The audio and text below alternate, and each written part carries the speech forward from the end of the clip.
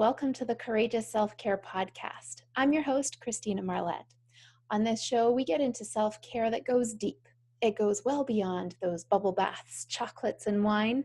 It even goes beyond exercise, nutrition, hydration, and rest. We are going on a journey into the mysterious inside. And often we need a guide. For sure, we need courage. And it gets uncomfortable, but the best part is that it changes your life for the better. Be sure to stick around until the end. I've got a free gift to share with you. This month, we are taking a deep dive into Courageous Self-Care Foundation number 4 of 12, and that is freedom through forgiveness. On the last show, we got into the origins of the words freedom and forgiveness. Today, we're going to figure out how not to be a victim. So what we want to do is go from victim to victor. So what's a victim? A victim is feeling like someone has done something to me. That is when we give up our power, when we are giving someone else the rule over our reactions. And the feeling of being a victim is that of feeling weak, of feeling like you have no control whatsoever, and feeling like you have no power. Who wants to feel like that? It's so common though. We often feel like someone has done something to us, and that does not feel powerful.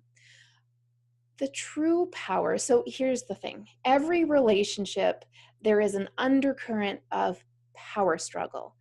And one person, if they are not feeling whole and complete, they want to feel more powerful than the other person. This is all happening subconsciously. So we play incredible games to be the one who comes out feeling more powerful on top. And most people everyone who feels like a victim and many people who are seeking power are going about it in the exact wrong way. Power is not about how much money you have. Power is not about how much land you own. Power is not about being right.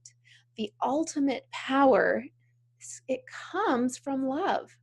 Love is the most powerful force in the world. And so instead of feeling like people have done something to you, it's important to shift in, this is a critical mind shift. It is, and this will give you all your power back.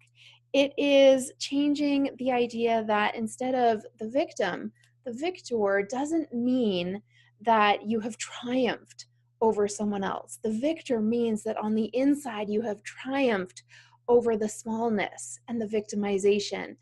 It takes courage to move into this new mindset. Would you like to know what it is? I'm excited to tell you. It is shifting into someone doing something for you. Now, at first, it will not feel like someone has done something for you, especially if you're in the habit of blaming and feeling small and like people are doing things to you and that the world is a negative place.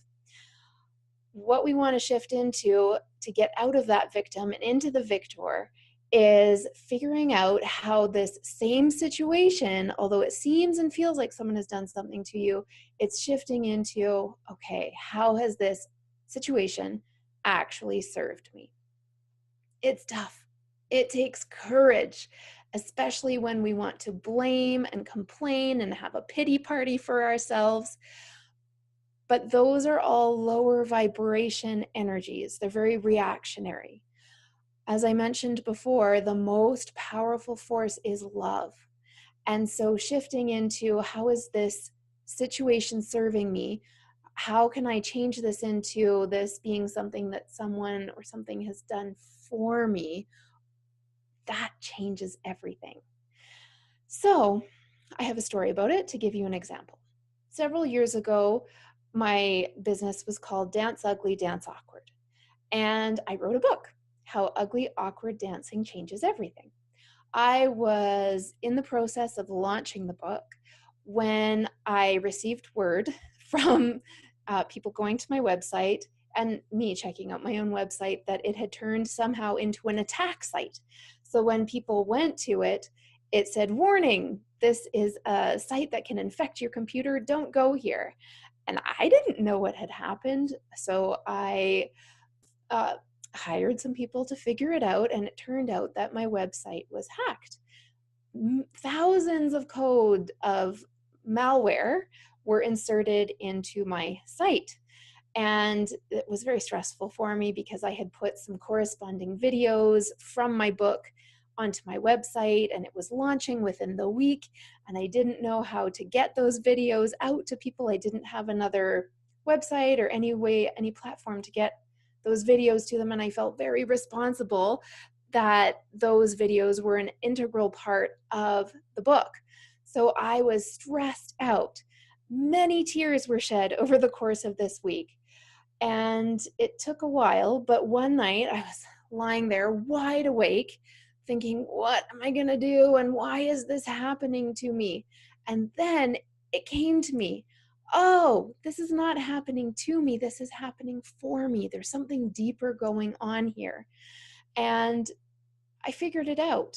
I had several business coaches independently of each other say, you know, Christina, ugly awkward dancing is part of your process, but we don't think it's your business. It's not your whole entire model. And I had felt that too, because something would happen and my husband would say, oh, you should write a blog about that. And I would think, but how does that fit into ugly awkward dancing? I can't make it fit. And it's not like I dance all day, every day. It was just a tiny part of what I felt like I had to offer. So when I realized that this was just a really clear sign that ugly awkward dancing, dance ugly, dance awkward was done, then I was able to shift into, oh, this is happening for me. And my parents came over one day and I was in tears. And my mom said, who would do such a thing? Who would put malware into your website? Why would someone be so mean and cruel? And I knew I had made a complete shift because I was able to say, oh, you know what, Mom, I don't think that it's happening to me. And I'm actually grateful to that person, that hacker, because it's helping me move into the next thing. And I didn't feel victimized anymore. I didn't feel small. Almost immediately, I had a new idea on how to get my videos out to the readers of the book. And from there, it just took on a life of its own into shifting into courageous self-care, which is such a better fit. So that's an example of moving from this is happening to me and being that victim to shifting into how is this happening for me? How is this going to serve me? And that, with the added ounce of courage to get out of that rut of negative thinking and move it into, why am I actually grateful for this? A topic we covered last month. And shifting into, how is this happening for me? It is a critical key to forgiveness, moving from that victim to the victor. I hope that that story and that teaching has served you.